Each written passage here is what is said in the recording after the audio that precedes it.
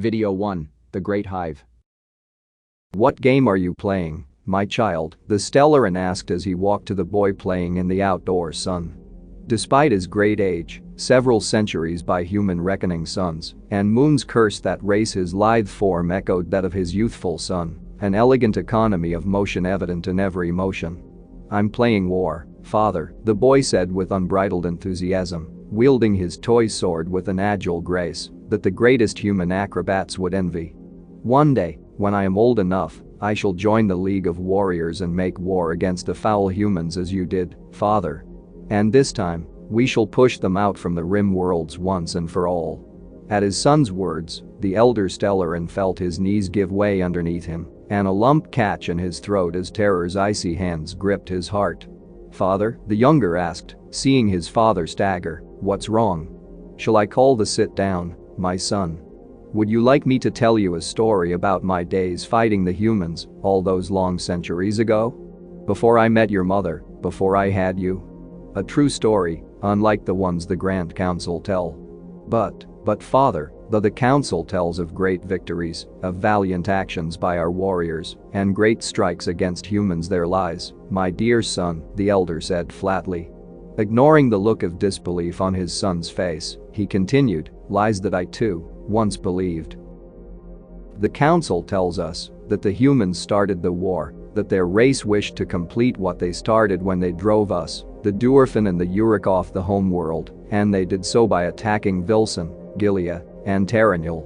The Council tells of valiant last stands, heroic actions and a final assault against the rampaging humans that drove them off our worlds, did they not?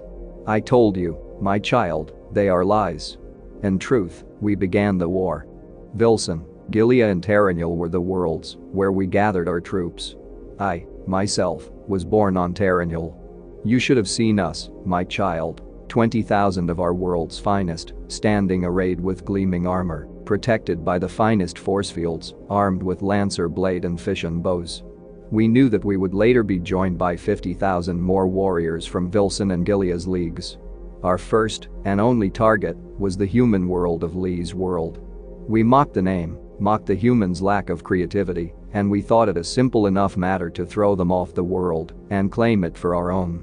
We had superior technology, and no race travels faster in space, in the sky, or on the ground than we. We landed and struck suddenly, taking the token garrison entirely by surprise. It was a sparsely settled world, and after a week, we had thought the world pacified. We were wrong. The human assault came soon after those 2 months. A massive fleet, yet a fraction of their entire Imperial forces, soon emerged into space above us and immediately began landing troops. My child, have you seen a human drop army deploying? Ship after ship dropping soldiers on rocket packs, raining armies from above. For so long, our masters have had the techno-sorcery of teleportation. We simply didn't consider humans, with their absolute lack of magic, would resort to such methods to deploy their armies, and while our masters and captains teleported to wherever they were needed most, there were simply too many humans in too many places to fight. Oh yes, that's right, my child, too many humans. Not even 70,000 warriors could fight them. It sounds unbelievable only to those who have never faced a human army. Tell me, how many soldiers do you think they dropped? No, not 100,000. 200,000? No, my child, guess again. We would have defeated them, even if they had landed that many. My child, enough guessing. I tell you, they landed over 6 million soldiers on Lee's world that day. How do I know? Let me finish the story. Our army was destroyed the day they landed. Warriors, who I had trained alongside and fought side by side for more than 100 years, were cut down in a storm of war. The human lasers were so numerous, I saw many of our soldiers obliterated in what seemed to my eyes a wall of light. A single laser would have caused our shields to merely flicker, but 100 would demolish both it and its wearer. Human artillery never stopped thundering, and for each human we killed, it seemed like 100 would take his place. We Stellaran are trained to face enemies in single combat, each of us, but not even the greatest avatar of war can defend all sides at once. The humans don't understand our concept of honorable combat, seeing one-on-one battles between equals is foolish. Instead, they struck at our supply lines, poisoned our food and drink, broadcast loud propaganda at night to disrupt our rest, let loose vermin that carried plagues their bodies could withstand, and we could not, and when all that was done, take potshots from afar at us with snipers and drones. Only when we were truly weakened did their assaults come. We did not force the humans off our worlds, my son, they forced us off theirs. They proceeded to bomb, then raze Vilson, Gilead, and Terranul while they ignored our entreaties for peace. They burned the world trees of each world, rendering each world magicless for centuries to come. The valiant struggles by our warriors to chase them off. They were almost all failures. Our only victories came from attacks on isolated supply stations and minor supply line raids, victories that the council milked for all they were worth. In the end, only after their appetite for vengeance was settled did the humans leave, bought off, yes, bought off by the council with technosorcerous secrets and slaves. Don't believe me? I was held imprisoned after the assault, one of only a few hundred of our forces sent to war. I met your mother in that prison, you know. A galleon. She outranked me, but in there, we were all equals. You and she are the only good things that came from that war, and I thanks the stars and moons every day that I was so blessed. We were released and walked through the holds of the human transports so that we could see who we made war with and the cost of doing so, and thus bring the news back to our worlds. I saw holds brimming with stellar and treasures, troop transports each carrying more soldiers than the forces we sent to Lee's world. You know how those who boast tend to exaggerate their accomplishments? Our warden, the commander of the human forces, was telling us about the troops he brought, and the number I arrived at, 6 million, was one I came up with after I downgraded his own words. I refused to believe that even among the humans, they could somehow come up with more than 20 million soldiers to bring to a single world, but in any case, my son, dear heart, set your sight on other things beside the humans. Wage war against the Uruk, or the Duerfan, or the cursed Ilthadim, or the warrior breeds of the Chkan hives, for those wars, those we might win. Anything than those accursed humans. As the hyperdrive carried them along the Star Road, as hyperspace lanes were called, the two green-skinned Uruks sat playing cards with their Duerfan co-owner. They were the only crew on the ship, primarily because the finely crafted Duerfan ship needed no more crew, and also because any more Uruk would have meant that sooner or later, there'd have been a fight. No, that world was name, Elysia, it was one of our worlds once, before Dahumias took it. Grok, shut up, and deal da cards. I'm just saying, ya know. What, can't a Urk say something without Yair jump in on his back? Shut it and deal, Yair pansy sprout. I'll show ye oi. That's right enough, I've had Yair to squabble, the Duerfan said. Now, Grok, are ye going to deal, or are ye and Ugga gonna start whacking each other over the heads again with those clubs o' Yairs? Sorry boss. Honestly, ye two. Want to know why the humans managed to take your world? It's 'cause of Yair inability to discuss anything without getting someone killed. Ye see the humans doing that? Nay. They fight and bicker amongst themselves to be sure, but at least they know how to pull Taju or WHNTH goins tough. Big words, little boss, Ugga laughed maliciously. After all, it's not like Dahumias took a knifing o' Yair peoples. Oh wait. Go ahead, laugh it up ye two. At least when ye buy something Duerfan, Yair's sure of buying something made well, and no made well enough. Those crazy tal jobs didn't even wait till something's legal before spreading it. Dat didn't stop Dahumias making more money than you lot. How many Duerfan olds what ad T shut down lately? Do you want to keep working for me or not? The Great Hive was a buzz, to use a human pun, Queen Mother 49 observed. She was the oldest and wisest of the Queen Mothers, and her station demanded that the strongest of her warrior children brought her to the Great Hive. Queen Mother 135 had brought a motion to the Hive, and while Queen Mother 49 wasn't told of what it was, as per ancient tradition, she had a pretty good idea of what 135 wanted. She didn't know that 135's request was made in the same spirit as a Stellaran child on the other edge of the galaxy, or that she felt the same way as the child's father, but it would not have mattered if she did. News from our traitor spawn hath revealed that humanity's greatest strengths are their numbers.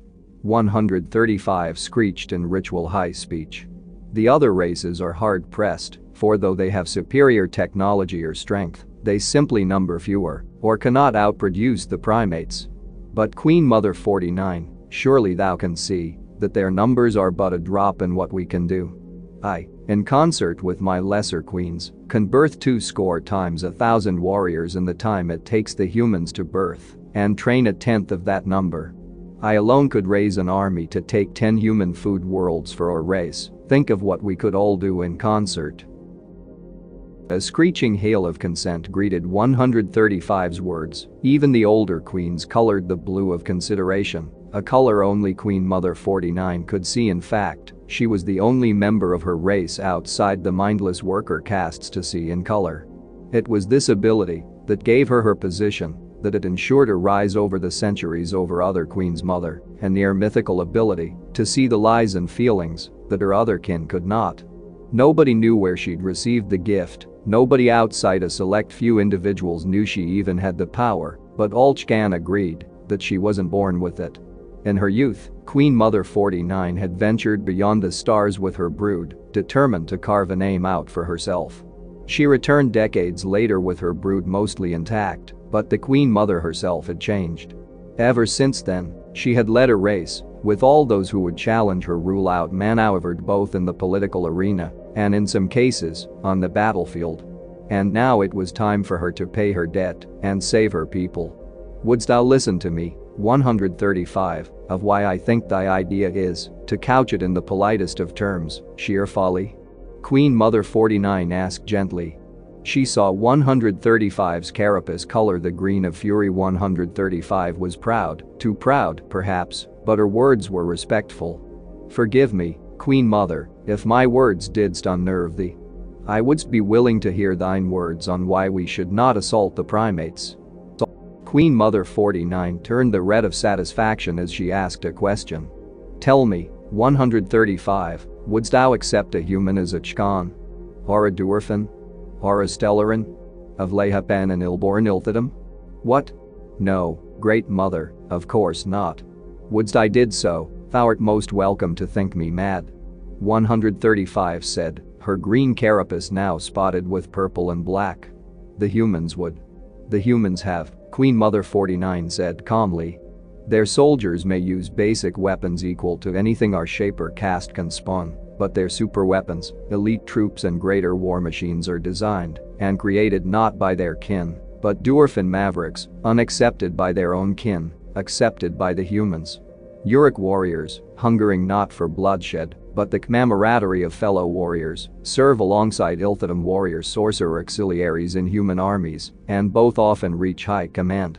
Stellaran can be found navigating their most important ships, either because they cannot take the structure of Stellaran society, or because they have found human mates impossible. Disgusting? But true, Queen Mother 91.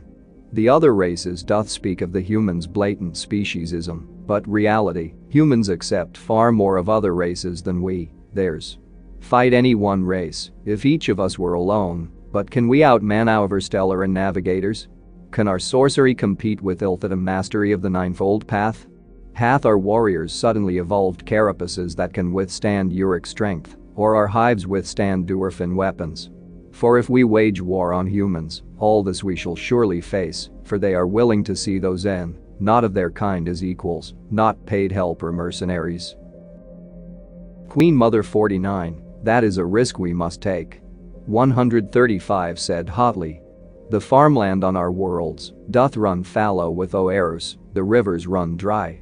We must take the humans' worlds, or we shall all starve. If Queen Mother 49 could sigh with exasperation, she would. Instead, she just turned a bright pink with black spots. The situation wasn't half as bad as 135 said. Their worlds were more than capable of sustaining them. What she didn't have was that feeling of glory in her carapace, that fire burning within her fluids that told her she was worth something. What 135 had, in fact, was the same desire that Queen Mother 49 had when she was young, and her memories drifted back. She broke off. She had to focus on the here and now. I hath considered this question, Queen Mother 135, and though I will displease thee, but the sole island of sanity in the ocean of madness that would descend on us ere we go to war. Queen Mother 49 knew it was not all that intelligent to insult 135, especially with the young queen practically frothing at the mouth, but to hell with that bitch. And what plan is this, Queen Mother 49? 135 asked, the hostility of her bright green carapace coloring her voice slightly now. She was speaking low speech now, too agitated to bother with high speech, and uncaring of the political fallout more evidence of her youth. Queen Mother 49 realized, mentally taking back her bitch remark. We have them help us, Queen Mother 49 said simply. With human technology aiding them, our workers can harvest food far better than we could ever before. And how are we to do that, Queen Mother 49? 135 asked. If not through conquest? For the only other way would be to join their alliance. There was silence, and the hive burst into an uproar. Even so, Queen Mother 49 observed with red satisfaction that there were many blues in the chamber. Several hours later, Queen Mother 49 was carried out of the hive, having successfully argued for a trial membership with both sides, Chkan and human, exchanging limited resources for a while, the mutual relationship providing for a closer relationship should the need arise. As her warriors carried her to her bioship, she allowed herself to reminisce of leading her armies off into space, wanting to carve out her own empire. Of meeting a human trading fleet and being awed by both the sheer power of the fleet and the diversity of the crew.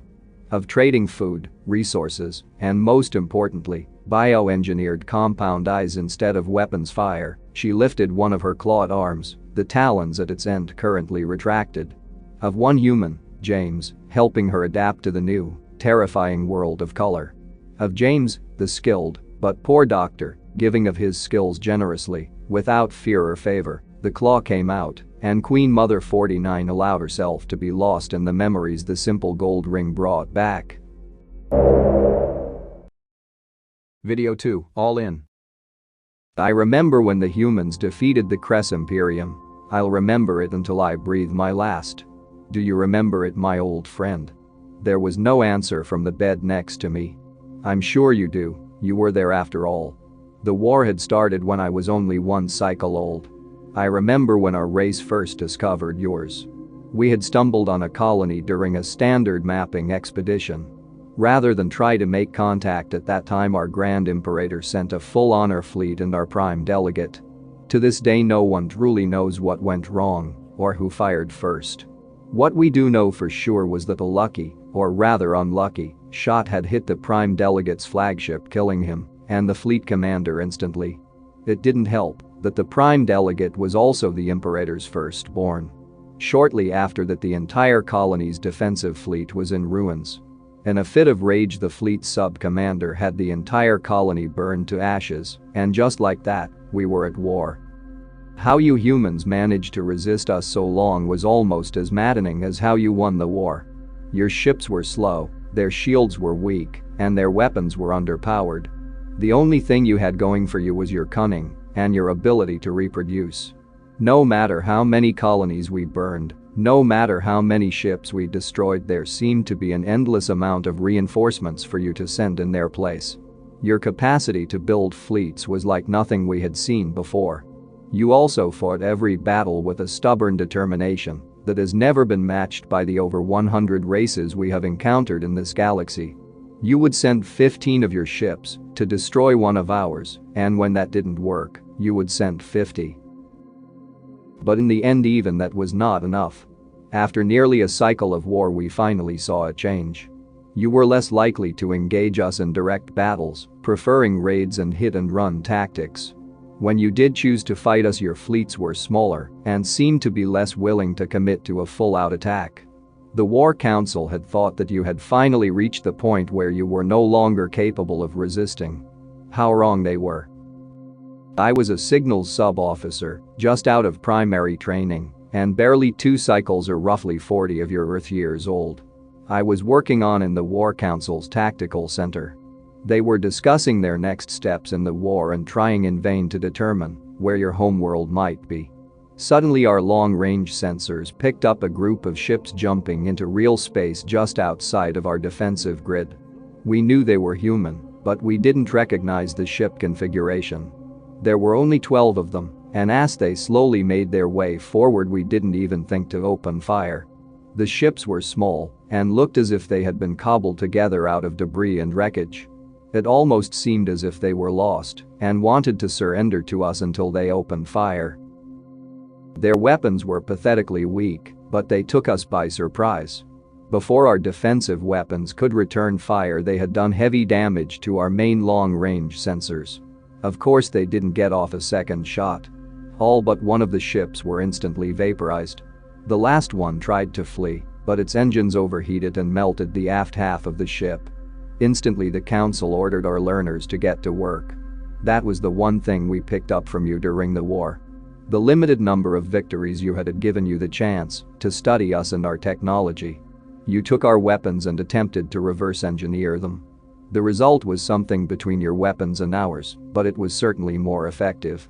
You also studied how we fought and adapted to us as much as you could. Our ways have always been rigid. You once said that we lacked imagination.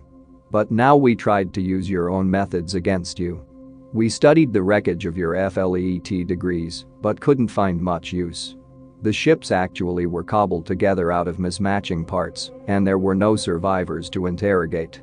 At the end of our learner's report, just an addendum really, was that the sole surviving ship had 2 designations. Your ship names were rather much more colorful than ours, those that were intact enough for us to study at least. The one surviving ship was named the Folly, but right under it, stenciled on the buckled hull of the bow, was 1 to 12. We thought that it was simply the numerical designation of that ship in the group and ignored it. 2 rotations later you attacked again. This time the fleet was larger and the ships were better equipped. The fleet didn't hesitate to open fire and were much more prepared for our defenses. The battle still didn't last very long and our losses were minimal. Once again our learners were sent out. The few ships that were left mostly intact had a wide range of names, but every one of them had the designation 2 to 12 on their bow. Still the council could not understand the meaning of this designation. Had we figured it out sooner, I really doubt it would have made a difference in the end. Another 2 cycles later, almost to the minute, another fleet attacked. This one actually had ships we were familiar with. They were older battle cruisers like the FORMIDABLE degrees, the VALIANT degrees, and the TARING degrees. This fleet was about half the size the fleets you had sent into battle back at the beginning of the war, but they had been outfitted with more advanced weapons and shields. Our defense fleet was small, since we had thought that you didn't know where our homeworld was and that you were on the verge of losing the war. The battle was fierce, but as was common, we gained the upper hand. When it was clear that your fleet was going to lose, the surviving ships did something we had never seen before.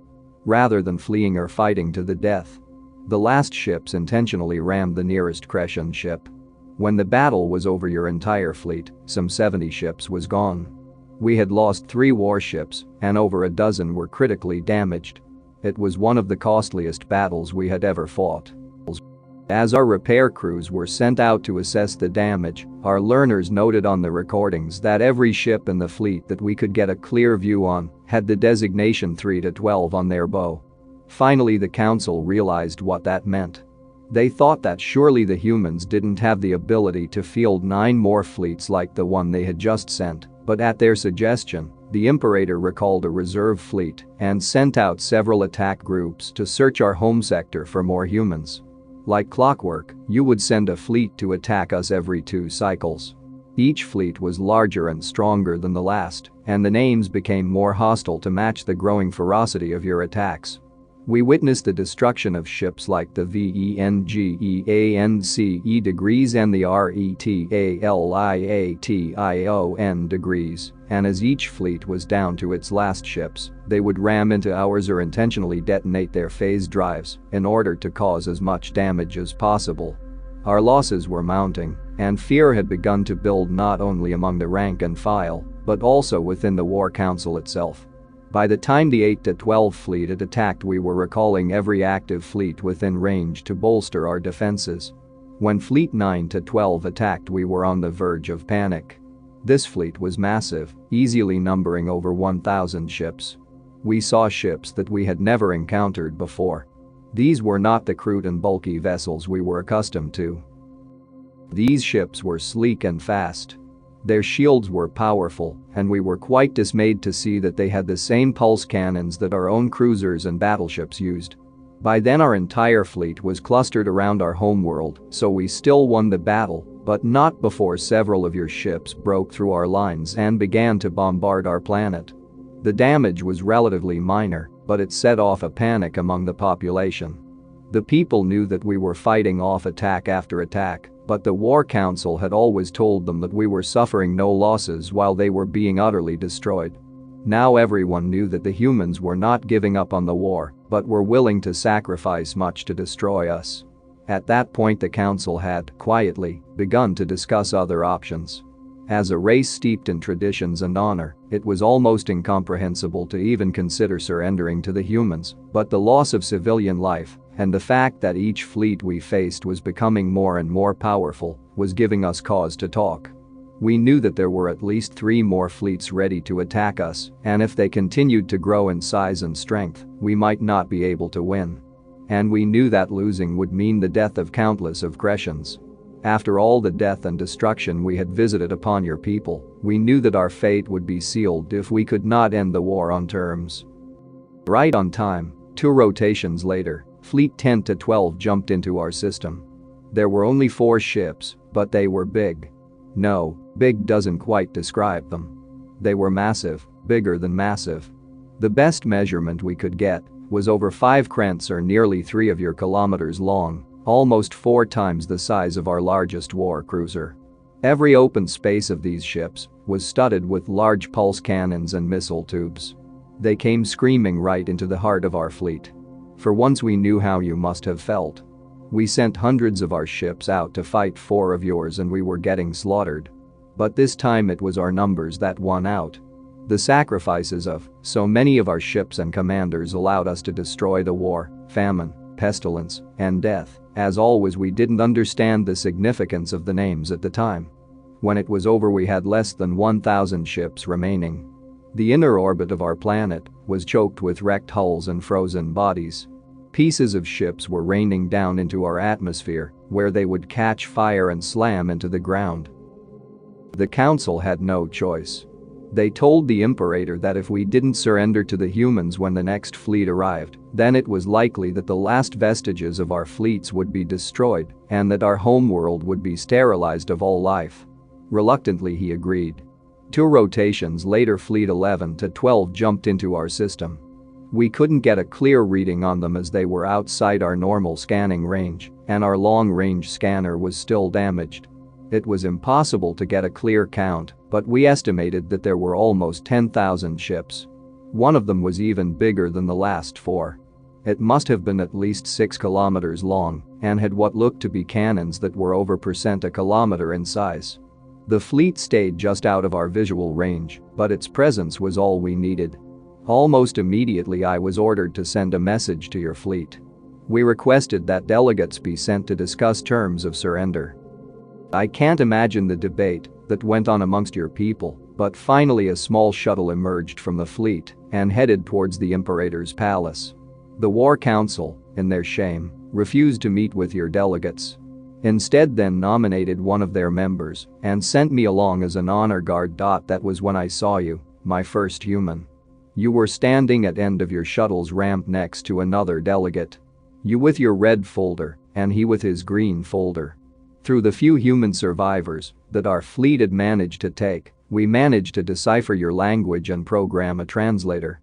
Through that, The lone council member announced that he was here to discuss the terms of our surrender. You and your co-delegate traded a brief look. I didn't know what it was at the time, but I have come to learn it was relief. Your co-delegate stepped forward and offered your list of terms for our surrender. Your terms were quite reasonable really. There were demands that we turn over copies of all military and civilian technology as well as working prototypes so that you could adapt them. We also had to make territorial concessions as well as accept an occupying force in order to ensure that we did not rebuild in an attempt to fight again.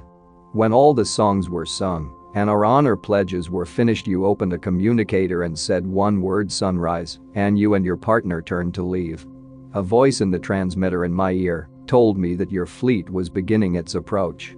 Maybe it was because I was young and impulsive, or perhaps I knew that my dishonor was so complete that it couldn't get any worse, but either way I stepped out of line and called out to you. Wait, if your co-delegate had our terms for surrender, what was in your folder? Another look crossed your face, one that I would learn to be a wry smile. This folder here, you asked. This folder holds terms of surrender? I told you that I didn't understand, and your smile faltered. You looked me right in the eyes and said, these are the terms we were going to offer for our surrender to you. When your fleet arrived in orbit, I finally understood. The ships were in bad shape, they were falling apart and looked just like the first fleet that had attacked us. They were hospital ships and cargo haulers, refitted transports that looked as if they were about to fall apart. The massive ship we saw was actually your first colony ship back before you had even discovered the phase drive and faster-than-light travel. You had grafted phase drives to it and had to tow it into position using decrepit ore haulers.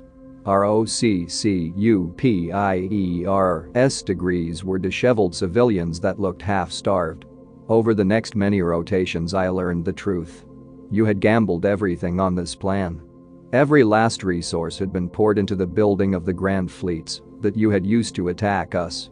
Fields that you used to grow food were tilled over so you could build weapons factories.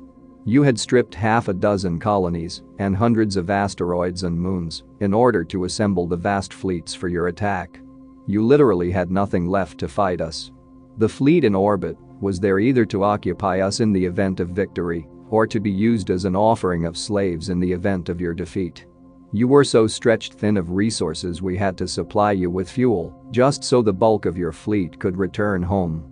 You knew that attacking us directly might not have been a sure victory, so you had to make us believe that we couldn't face the endless onslaught of your fleets. Your final gamble had paid off. With peace secured, we were both able to rebuild your broken empire. Now we are the strongest of allies. We fight side by side against those that would stand dare to oppose us. I was only able to visit you now due to the fact that my fleet is running a joint training exercise with one of yours. That is why I am here now, and there is something I must ask you. I didn't realize at the time, because there was so much to do, and I haven't been able to see you in the 4 cycles since the peace treaty was ratified. But now that I have you here, I must know. The last fleet we encountered during the final battles was designated 11 to 12. You must tell me, as I have never been able to figure it out. What was the 12th fleet? What was 12 of 12? With that, the frail old man in the hospital bed looked over to the Cress fleet commander standing before him. A wry smile stretched across his weathered and pale face. Degrees perhaps, he whispered, that is best left to the imagination. Aye, and that's all, folks. What do you think?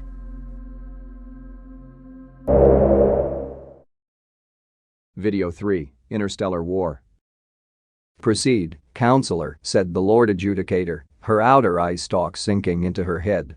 The body language translators told the humans it was condescension. Thank you, your lordship, the Prox counselor said as he gave a shallow bow before getting up to walk about on his stilt-like legs. They appeared ungainly, but gave his gait an elegant way. Your lordship, the Prox have existed for approximately 9.2 billion years. Far older than resource node designate 224292G, the humans call it Earth. Before the humans even evolved, one of our scouting vessels made its way through 92G's system and marked it on our charts for strip mining. As per our way of life, if you know our history.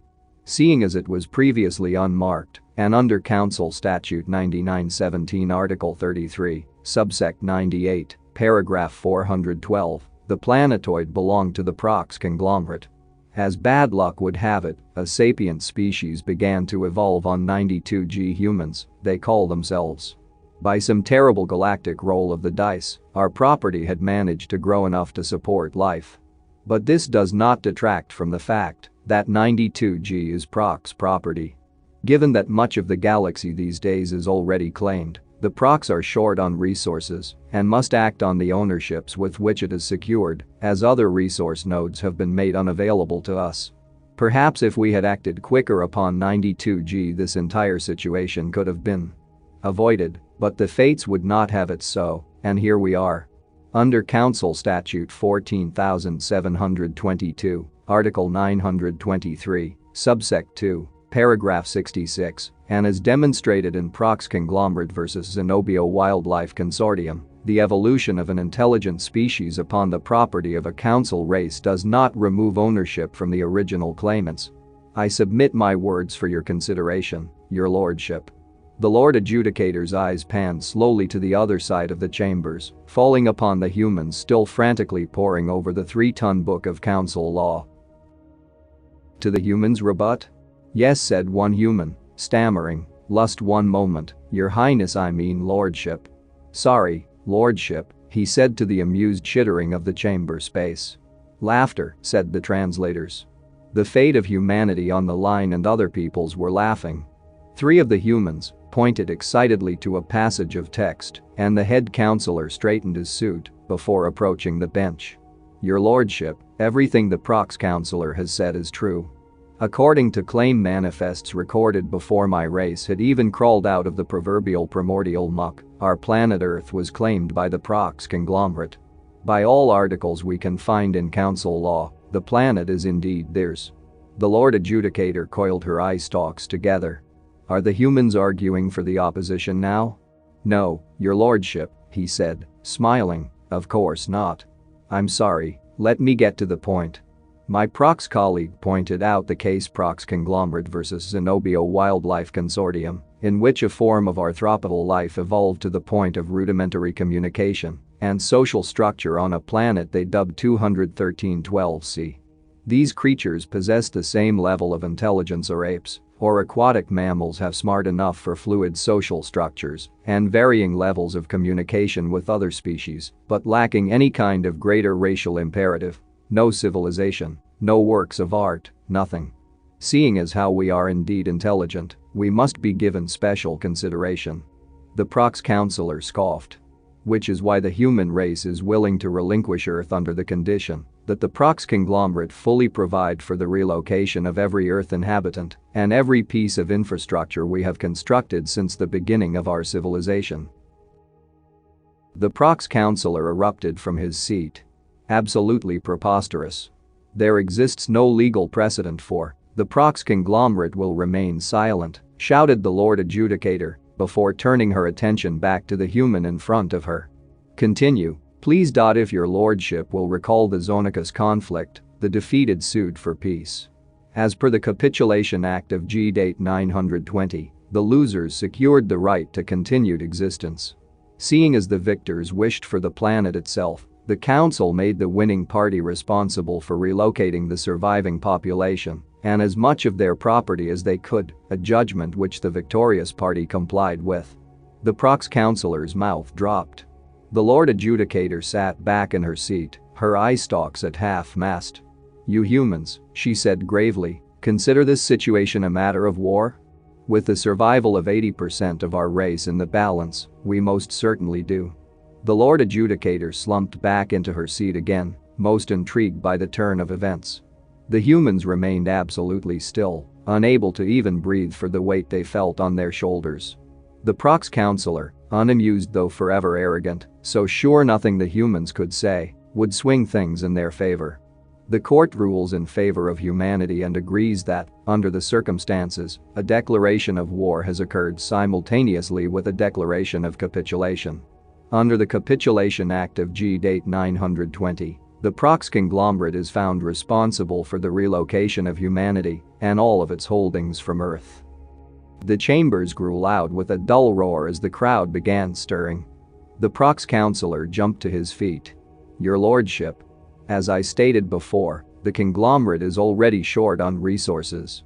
We could not possibly comply with the relocation. We don't have the funds to equals. If the Prox conglomerate is unable to provide for the aforementioned conditions, then victory must instead be awarded to humanity." The chambers went quiet. Quiet enough to hear the squishing sound the Lord Adjudicator's eyes made as she flexed her eye stalks.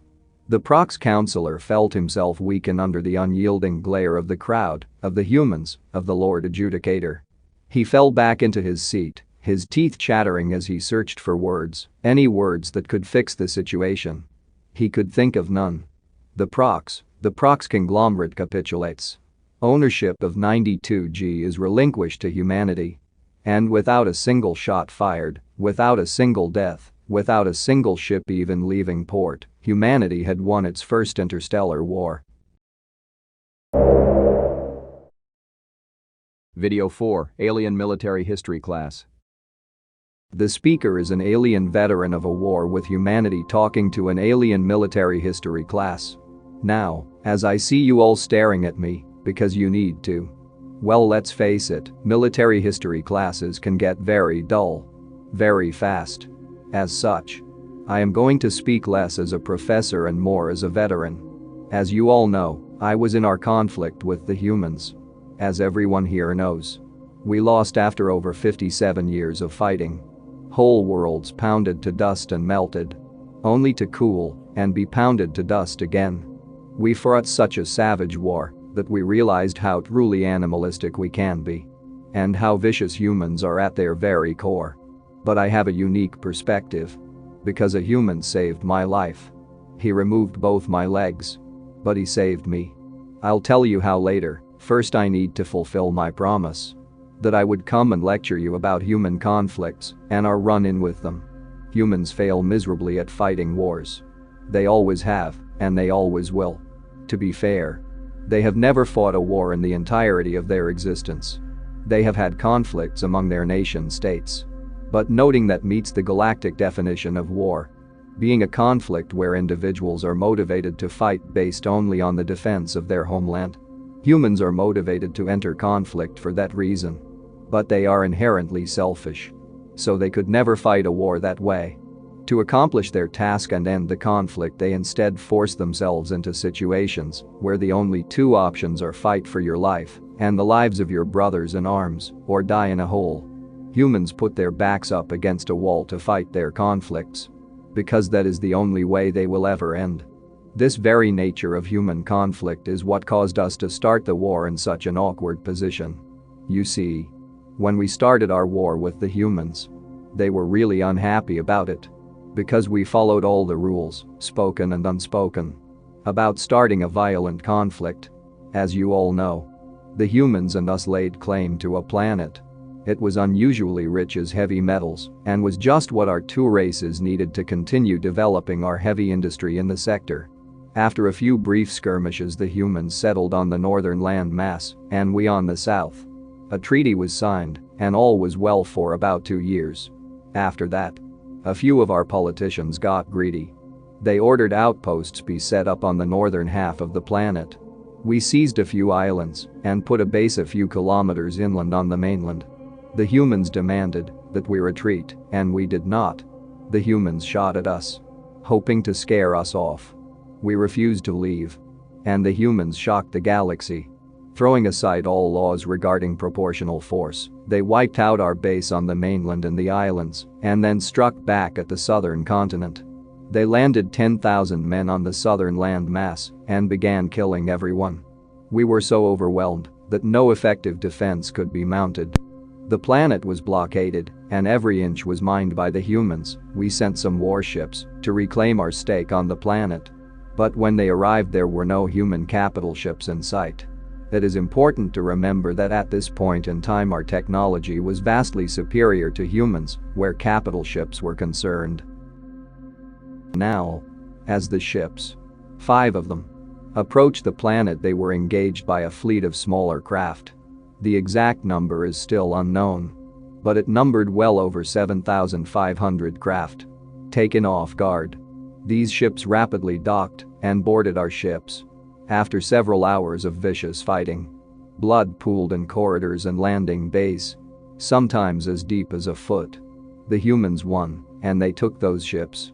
All 5 of them jumped to Sol the second the fighting stopped. After that, our 2 races lashed out at one another. At the war's peak, over 1,000 planets were contested. How could the humans have mustered the forces to fight us on 1,000 fronts? They couldn't. Most of us never fought a uniformed human. But that didn't stop their civilians from taking up arms and taking the fight to us. Whole cities turned into fortresses in a matter of weeks. Every man, woman, and child was armed if they could hold a gun, and worked in a factory if they could hold a hammer. We fought in those cities, and the grind of war reduced them all to dust. Billions, on both sides, died in those cities that were pulverized and scorched.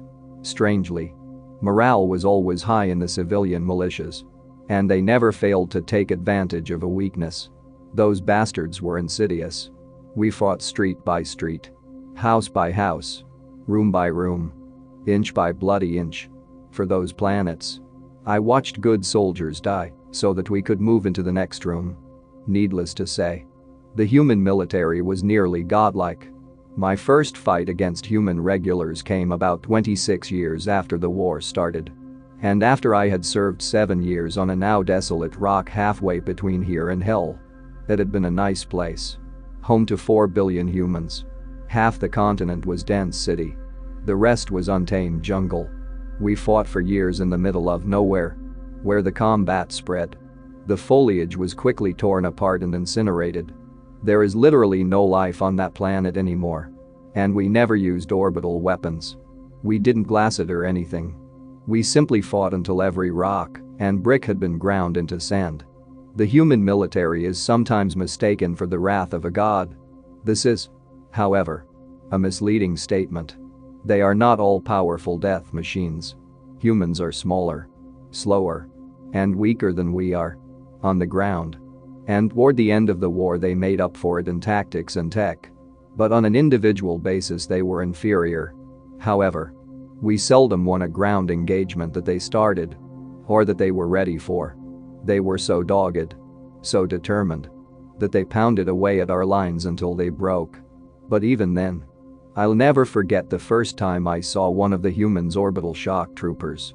Those men were the most competent that the human military can field, and I came to respect them. Now, you may be wondering how and why a human saved my life. So here it is. In a battle on a rock not far from here, just a few light years towards Sol, I was tasked with holding a city block. It was right on the front lines, and I knew we were going to be attacked. Sure enough, less than a week went by before the first human assault. This was about 12 years before the war ended, and we were all weary of fighting. The humans stormed out perimeter and we lost control of several key buildings in short order. I can't actually confirm that we inflicted a single casualty. That night I led a strike team into one building to retake it. We stormed in and were strangely unopposed for a few rooms. I broke off to clear a room, and when I entered I saw an orbital shock trooper. I raised my weapon to shoot him, but he was too close, too fast, and was faring for me. He ripped my weapon from me and I punched him straight in the face. His visor cracked and he fell backward. We engaged in hand to hand, and it ended with me punching him until his visor shattered and cut his face badly. At that moment I got up to retrieve my weapon. Just then a chunk of the ceiling fell down and pinned the human to the ground. As I watched him under the massive slab of rock, I saw him grab something from his side. I didn't recognize it until it was too late. He fired the breaching shotgun, a plasma-based projectile weapon made to blast through heavy metal doors, twice. Both my legs were removed, and I was laying next to him. I watched him as he braced himself, screamed louder than I thought possible for a human, and he then lifted the slab of rock off of himself. He stood and collected himself Before he started to leave, I called out to him. And I asked him why he had not given up in the face of certain death.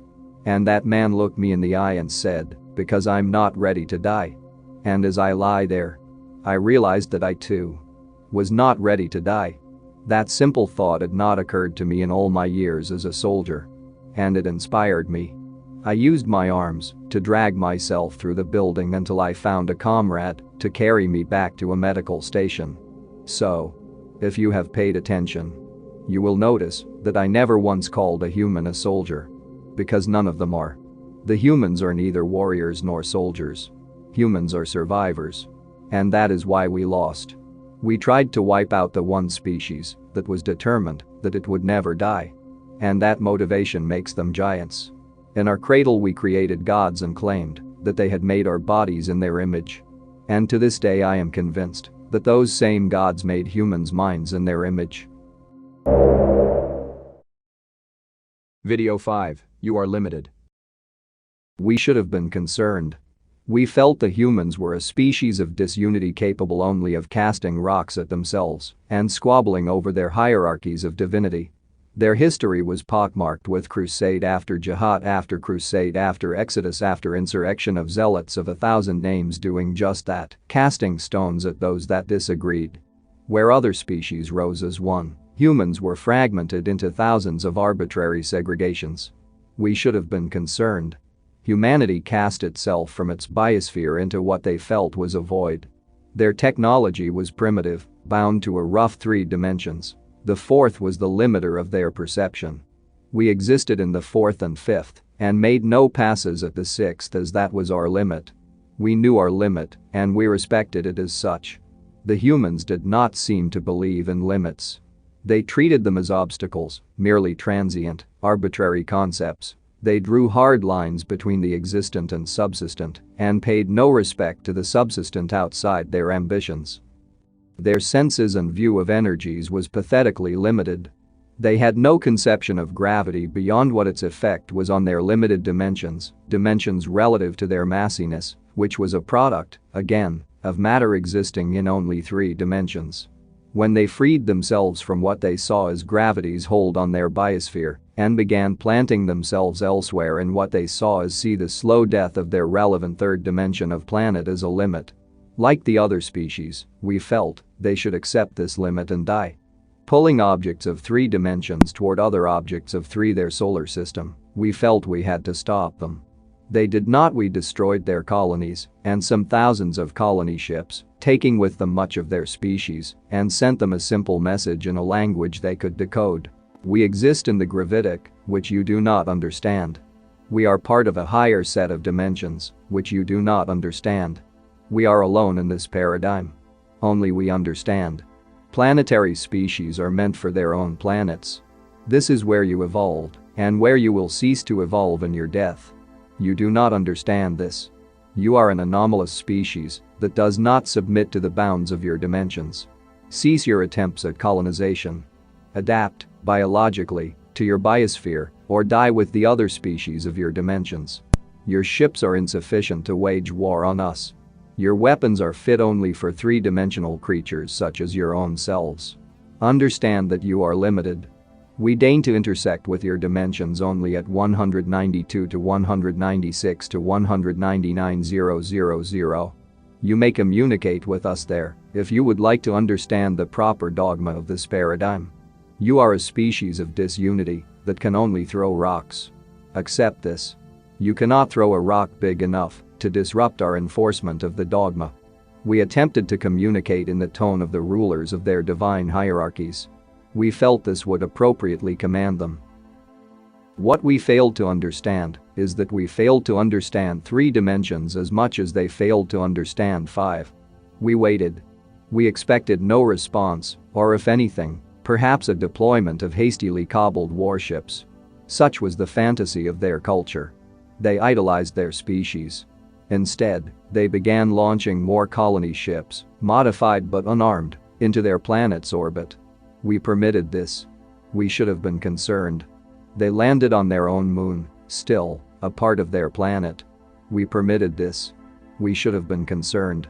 They colonized it, adapted their culture to it, and moved the entirety of their species onto it. We permitted all of this as proper actions of a species entering its twilight when we should have been concerned. We determined after the fact that the armories of the nations of humanity had been combined into a single charge and detonated. Their planet's moon, with them upon it, rode the blast into a comfortable orbit near a resource-rich asteroid. Their devastated biosphere was propelled toward our point of intersection. We exist in the gravitic. The mass of the planet will disrupt our intersection with the lower dimensions and leave us blinded and powerless to stop humanity or any other lower species from treating their limits as obstacles. They do not understand the dogma of the paradigm and that this is how it simply must be. We should have been concerned. We were naive, and as consequence, we have lost 3 dimensions. We received a single electromagnetic signal from their lunar arc shortly after the detonation of their charge. We have our own dogmas and don't want yours. Humanity, united, thinks this should be a big enough rock. Video 6, the Disrotian Confederation. Here we go then. Humanity's agreement with the Disrotian Confederation had proven extremely beneficial for them, not in the least, because it had afforded them a whole slew of new technologies and advances. Clean energy and industry helped begin undo the damage done by mankind to the planet, and under the watchful, if somewhat patronizing, eyes of the Disrotians, humanity began to take its first steps beyond the solar system, serving as crew aboard the seemingly titanic vessels. Although the vessels were designed for use by the much larger quadrupeds, specially adapted workstations allowed humans to make a meaningful contribution to the operation of the craft aboard which they served. As tales of the successes of the humans serving with the Disrotians reached both Earth and Disrotia, the Disrotians found themselves overwhelmed with the number of volunteers stepping forward to serve with the Disrotian Defense Forces. Sensing a chance to exploit the high reproduction rate of humans, 1 per every 9 of their months, compared to the 25 that a Disrotian took to mature, several new classes of small warships and starfighter were introduced, built to be officered by Disrotians, but mainly crewed and operated by humans. Whilst some humans complained at the lack of equality aboard, the ships they were crewing were slow, primitive and undergunned compared to the regular military, and their officers were chosen more on the basis of political reliability than military capability. The Disrotians pointed out that humanity was still rather primitive by Disrotian standards, and it would take a long time for them to become uncivilized. Initial combat action against pirates and smugglers proved the humans' worth to their officers, taking as easily to war in space as they had taken to war on their home planet, but they had still not won the approval or respect of the majority of Disrotians. Amidst all of this, the neighboring Mervo Hive had grown concerned at the expansionist policies of the Confederation and began secret preparations for war. Whilst maintaining a calm diplomatic front, ships were quietly positioned towards Disrotia and war plans were drawn up. A surprise attack was launched on Earth, quickly overwhelming the token defenses and forcing the human government to surrender, withdraw from the Disrotian Confederation and order all humans to resign at once from the Disrotian Defense Forces.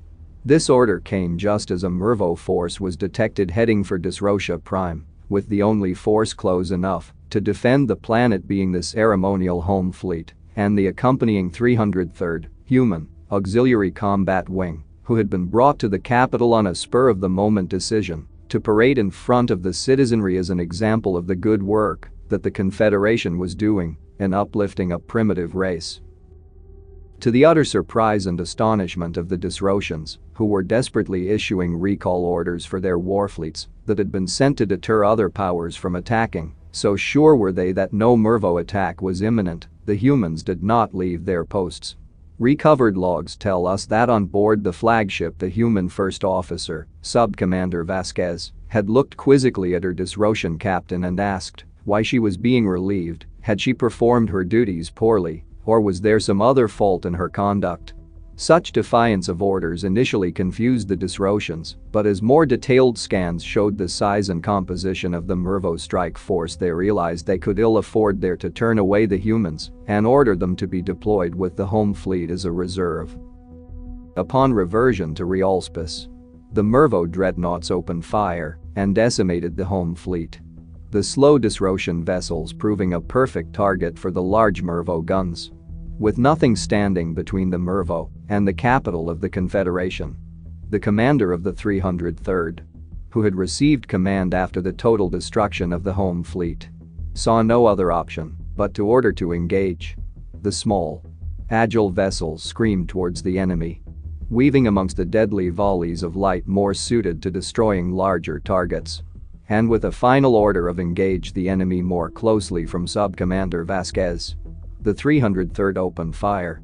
The Mervo found themselves fighting a battle they were ill-equipped to fight, not having brought a starfighter complement as they had drawn the bare minimum of ships away so as not to raise suspicion, and so had to rely on their point defenses.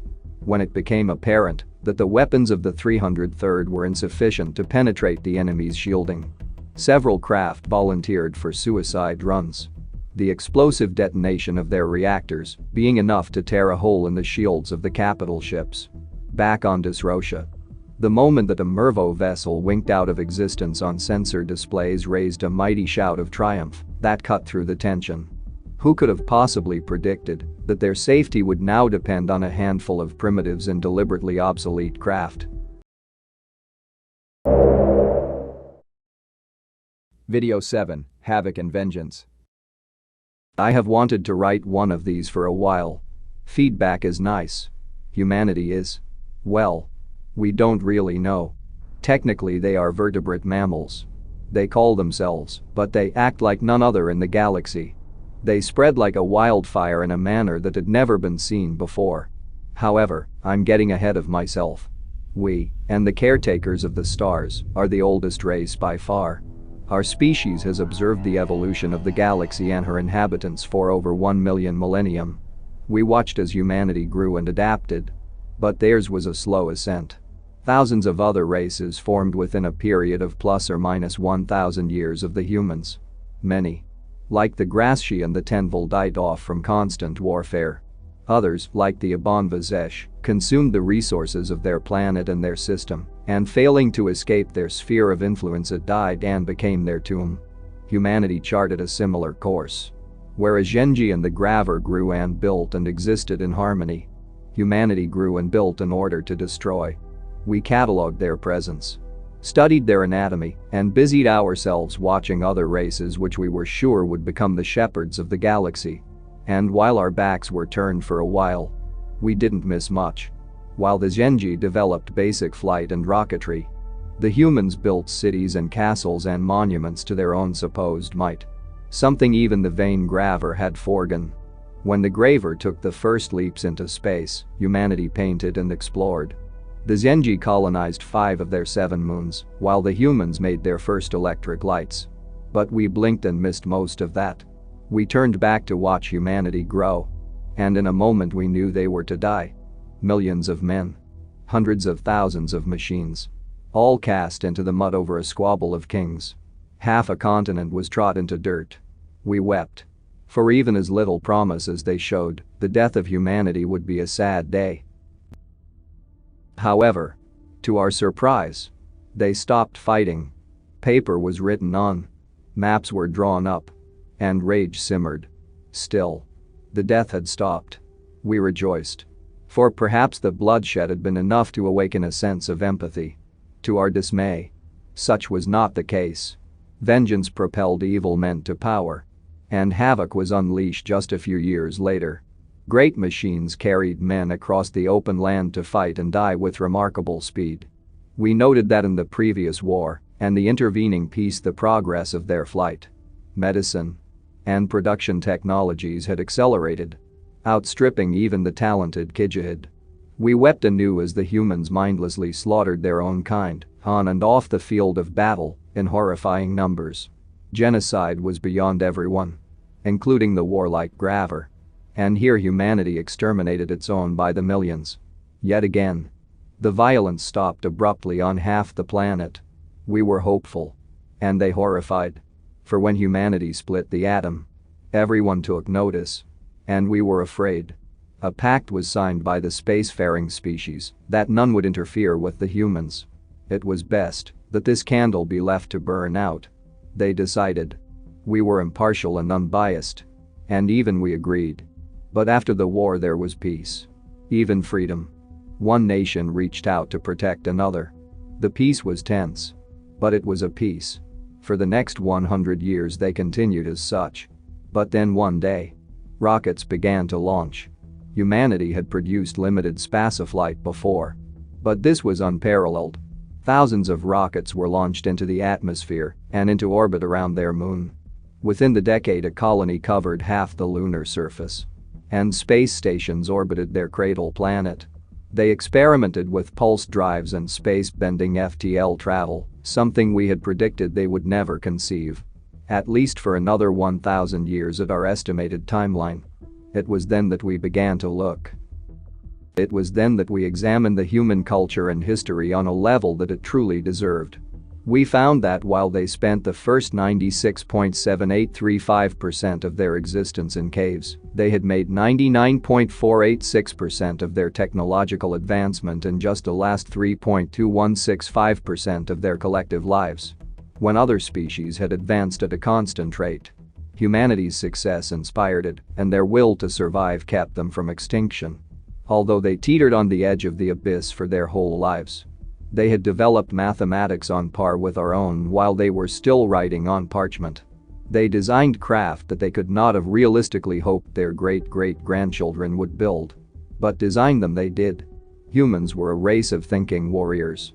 Something that set them apart. It was then, around the time they colonized their red planet and nearest gas giant, that the Great War began. In the last war of this scale, atomic weapons had ended the hostilities. In this one, they were used every other cycle. Asteroids were blown to pieces and irradiated. Capital ships were incinerated in microseconds. And still they fought. After a long while, peace reigned once more and the humans rebuilt. The pact held. And they were left alone.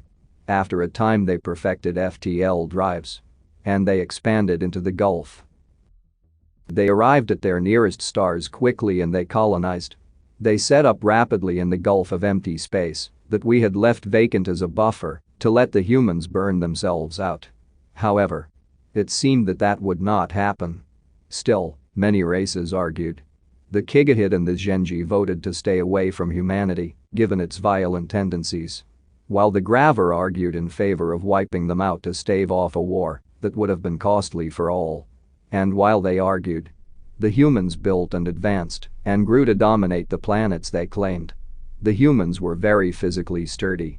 They were not the fastest, strongest, and most agile race, but they blended all of those attributes with a nearly supernatural will to survive. The human body, as is the case with all sentient species, is limited greatly by their own mind. But when Graver or others are threatened, they fight and often die. Humans don't. They don't fight. A fight implies that it can be won by either party. When a human is threatened sufficiently, there is nothing they will not do to survive. And this frightened many of us looking down from our heavenly posts. After a time the humans waged small wars with neighboring races. But these were petty border disputes. The humans traded equally with all, and they became well respected among the stars. The Kigahit offered to give plasma weaponry to them, but the humans declined, insisting that their solid-state projectile and kinetic weapons were sufficient. And they were for their petty squabbles with their greedy neighbors. That all changed. However, when the Graver Council decided that the humans had overstayed their welcome. Video 8, Immortality. The gate builders had long been the subject of mystery and wild speculation. Almost nothing was known about them, except for the gates. Their remains were scattered and sparse. We were sent out to find something more than concrete rubble and fragments of electronics. To be entirely frank, we didn't have much hope. We had a single ship, an excellent ship. To be sure, but a single ship nonetheless with which to survey potentially thousands of systems. Unless they had left behind a giant, still functional lighthouse, we weren't going to find anything.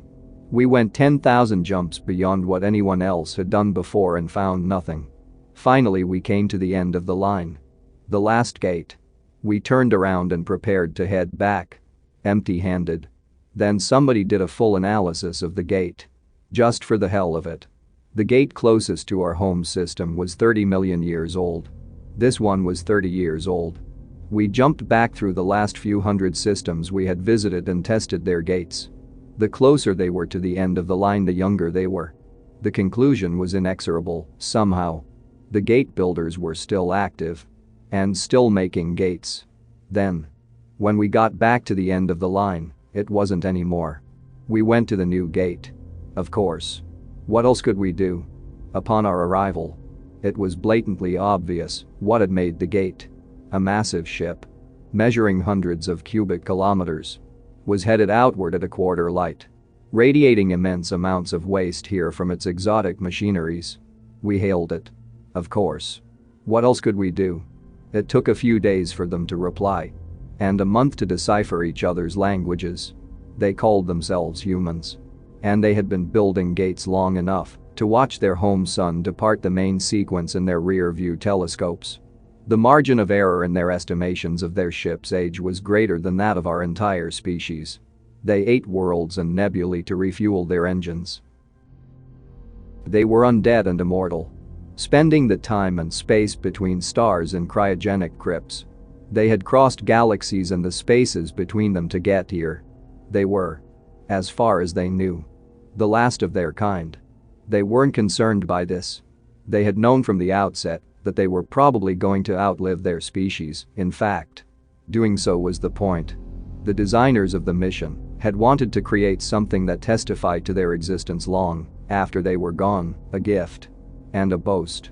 All the previous ruins we had uncovered and attributed to the gate builders humans had just been some opportunist riding their coattails to interstellar empire. As hundreds of species had before. As we were now. As hundreds of species would after we were gone. And the ship would still be falling between the stars at a quarter light. Leaving gates in its wake. There may be better forms of immortality. I sure can't think of any. If you enjoyed this video, don't forget to subscribe.